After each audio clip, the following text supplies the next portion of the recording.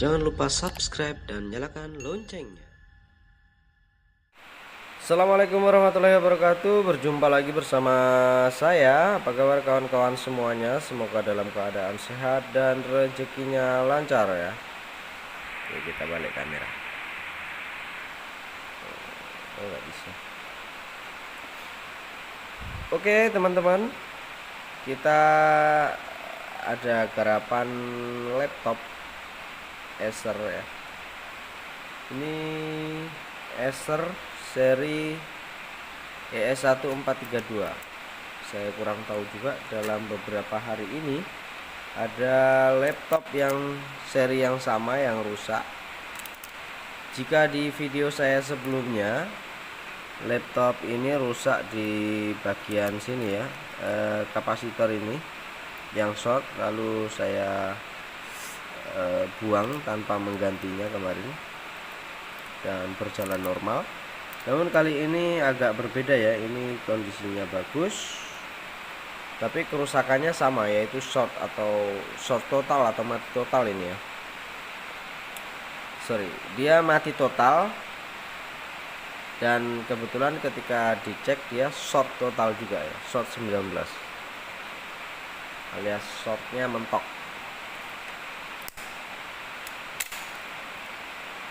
Oke, kita akan eksekusi malam ini.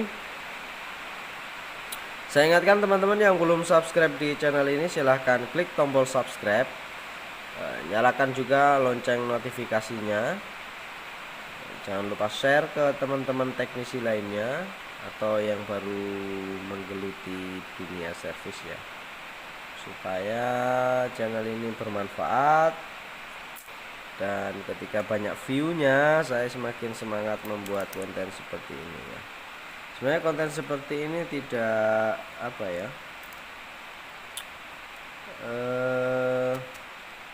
saya juga ngerekamnya repot karena saya bukan YouTuber handal ya, hanya ingin apa ya, memanfaatkan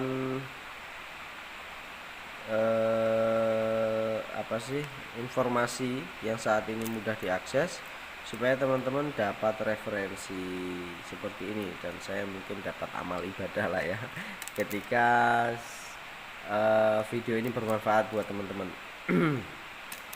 Ini kerusakannya mati total juga. Kita akan cek menggunakan power supply ya. Kita gunakan power supply adjustable yang ada ampere meternya, digitnya lumayan banyak, ini ada 5 digit ya. Jadi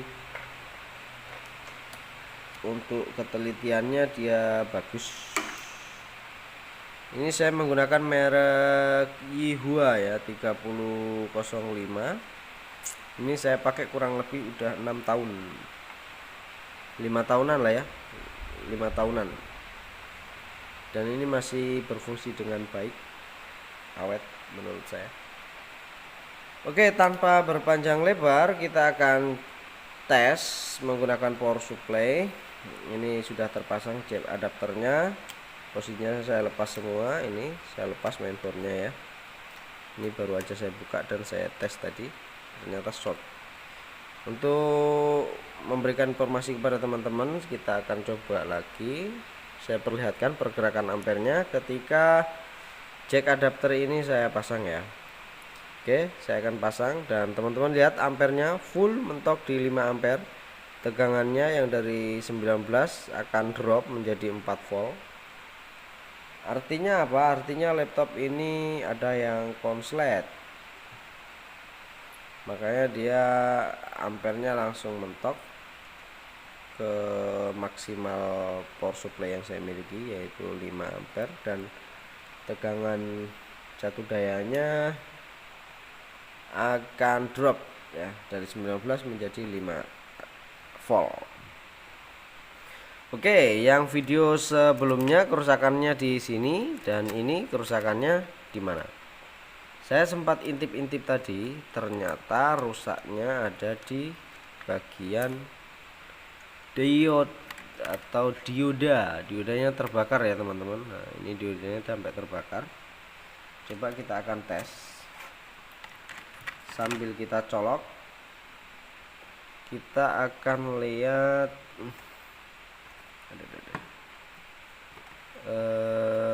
ada keluar asap enggak nih?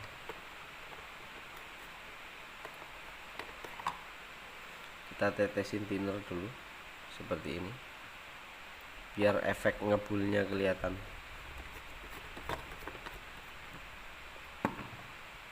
Oke, lalu saya akan colokin di sini. Teman-teman perhatikan. Wah, dia berasap ya teman-teman ya. Ketika mendapati kasus seperti ini dioda yang sampai terbakar gosong, itu sampai meletup seperti ini. Dia terhubung di soket jack power 9 jack power utama ya. Ini kan posisinya seperti ini teman-teman. Nah, ini ada jack di baliknya. Lalu dia di belakangnya kelihatan ini kaki pin positif negatifnya.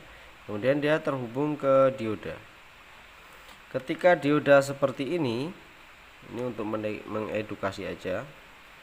Dioda yang dipasang secara paralel antara plus dan minus itu fungsinya teman-teman harus ketahui sebelum teman-teman asal ganti ya.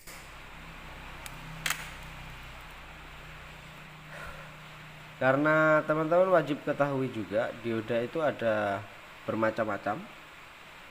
Ada dioda germanium, dioda silikon juga ada, alias dioda yang berfungsi untuk menyeberangkan tegangan. Ada juga dioda yang fungsinya untuk proteksi atau biasa kita dengar dengan istilah dioda Zener ya. Dioda Zener itu biasanya pada rangkaian elektronika seperti ini, elektronika digital seperti ini, itu digunakan sebagai proteksi. Dia untuk memproteksi apa?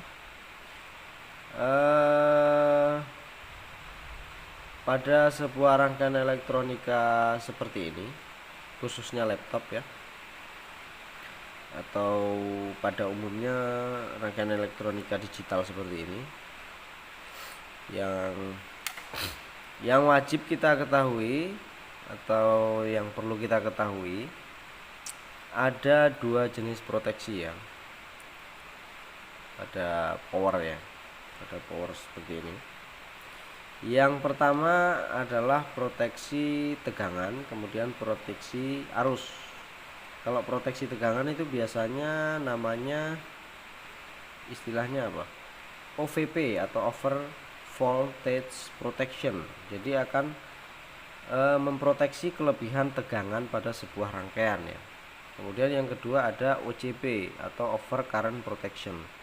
Jadi dia akan memproteksi ketika jalur tersebut atau jalur pada rangkaiannya itu mengalami kelebihan arusnya berlebih, maka dia akan memproteksi dirinya atau dia akan putus. Nah, ini fungsi dari dioda ini adalah dioda over voltage protection ya, kalau menurut saya. Teman-teman bisa lihat di skemanya, saya akan perlihatkan skemanya. Skemanya ada di sini. Coba ya, kita pasang dulu turning portnya. Gimana nih? Oke. Di sini ada dioda, kebetulan dioda yang tadi ada posisinya ada di sini ya teman-teman ya. Kita zoom out dulu, zoom in, kita zoom in. Nah, oke, dioda yang tadi itu terpasang antara jalur plus, ini dilewati 19 volt, kemudian kaki satunya dia terhubung oleh ground. Jadi ketika ada kelebihan tegangan di sini, dia akan meneruskan kelebihan dari bahasanya agak kacau ya.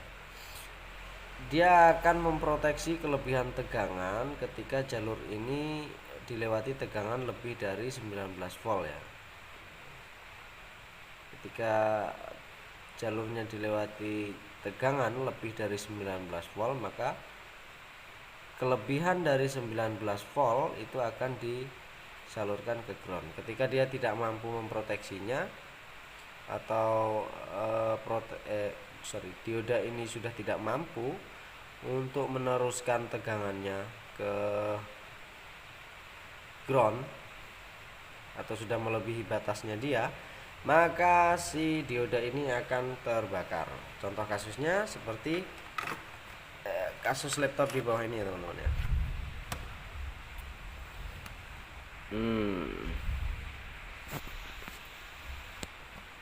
Solusinya seperti apa ketika mendapati rangkaian yang seperti itu ya teman-teman? Ini bisa kita buang, kita bisa langsung buang atau kita bisa ganti ya. Ketika dibuang, maka sistem dari fungsi dari proteksinya sudah tidak berfungsi lagi, alias sudah tidak ada proteksi untuk over voltage-nya. Ketika kita ganti ya kita harus mencarikan yang sesuai dengan spesifikasi dari dioda zener yang dipakai. Oke, seperti itu teman-teman. Untuk mempersingkat waktu, ini karena kita belum cari penggantinya, kita akan coba tes nyalakan tanpa harus mengganti dulu ya teman-teman. Tapi nantinya kita harus ganti supaya fungsi proteksinya tetap ada pada sebuah mainboard ini. Oke, kita nyalakan soldernya dulu.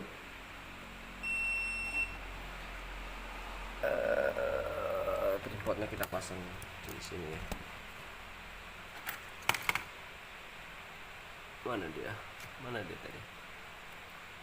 Di sini. Ini ya. Oke, kita akan cabut ya teman-teman ya. Kita cabut dioda ini, apakah langsung sembuh laptopnya atau belum?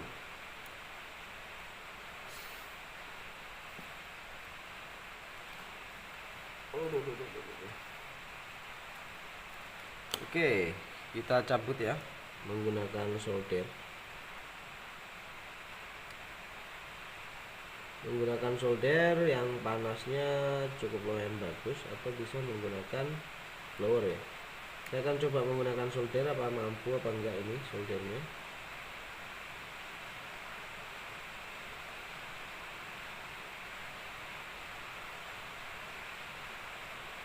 Soldernya nggak mampu ya teman-teman, kita gunakan blower aja.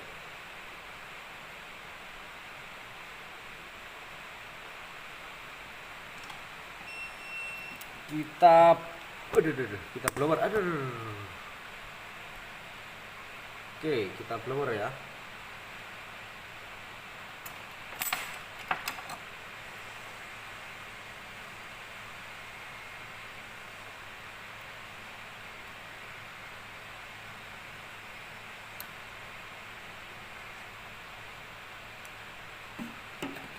Oke, mantap. Ini udah terlepas ya teman-teman. Dia terbakar cukup parah nih. Kita akan singkirkan. Lalu kita langsung tes aja ya. Nanti kita bersihkan. Kita langsung tes.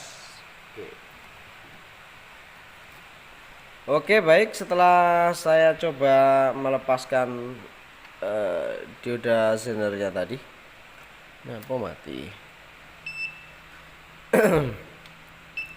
Saya akan langsung coba tes, colokin, cek adapternya di sini, dan teman-teman perhatikan ampernya. Apakah masih short atau sudah sembuh ya? Oke, ini udah dicolok dan ampernya udah nggak mentok lagi, alias shortnya hilang. Untuk memastikannya kita coba tes pada tegangan kerjanya ya teman-teman ya. Tegangan kerja atau tegangan wajibnya kita tes. Aduh, oke kobong. Apa yang ngebul ini?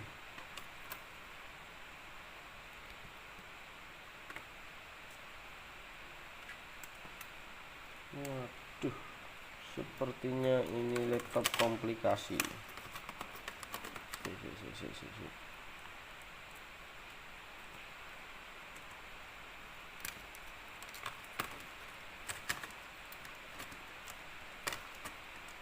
Oke, coba dicolok. Tadi ada sedikit berasap di situ. Di sini ada sedikit berasap tadi ya. Saya curiga tegangan 35-nya nggak hadir ini. Aduh, ini agak lemes ini. Coba kita cek tegangan 19 voltnya di sini.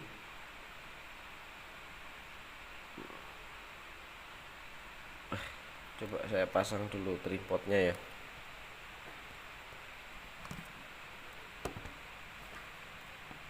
Seperti ini boleh lah ya. Oke, saya akan coba cek tegangan wajibnya 19 voltnya, harusnya ada ini. Oke, ada. Sampai di sini harusnya ada. Oke, ini besar sekali, 20 volt, 20,2 volt. Lalu kita coba cek tegangan 35-nya. Oke, 3-nya enggak ada, 5-nya enggak ada ya.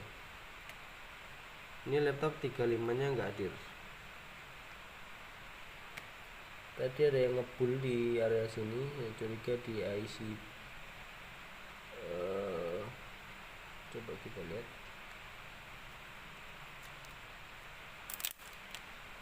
19 volt harus ada di sini. Oke. Kasus pertama yakni short fullnya atau shortnya di mainboardnya sudah ketemu atau sudah sembuh. Kemudian lanjut, ini laptop tetap mati total karena ketika kita cek tegangan 3 dan 5 nya nggak ada ya. Coba di sini. Oke, 35 nya nggak ada. Kita lihat dia menggunakan IC apa. Kalau ada stoknya kita langsung kerjakan, kalau nggak ada ya kita jadikan part 2 nanti. Oke, betul ini short atau konslet IC-nya ya. Tadi berasap di sini. Dia menggunakan 3523A.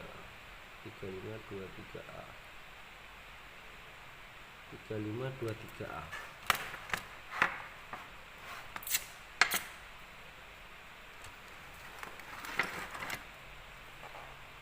Saya coba cari dulu, di pause dulu videonya, kalau nggak ada kita lanjut part 2. Oke, setelah saya carikan penggantinya, ini udah cabut ya. Setelah saya carikan penggantinya, ternyata stok IC saya kosong dan bangkaian juga sudah ompong. Nanti kita lanjut di part 2 ya. Ketika saya udah dapat IC-nya, nanti kita akan pasang. Oke, semoga video tadi bermanfaat. Artinya kita sudah menyelesaikan proses shortnya, sudah hilang. Shortnya ada di deodozener tadi ya. Itu fungsinya tadi udah sempat saya jelaskan.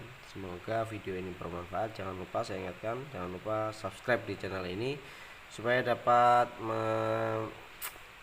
memotivasi saya buat video. Jangan lupa aktifkan lonceng notifikasinya supaya teman-teman ketika saya mengupload video baru, teman-teman mendapatkan pemberitahuan ya. Oke, sampai jumpa di video selanjutnya. Assalamualaikum warahmatullahi wabarakatuh.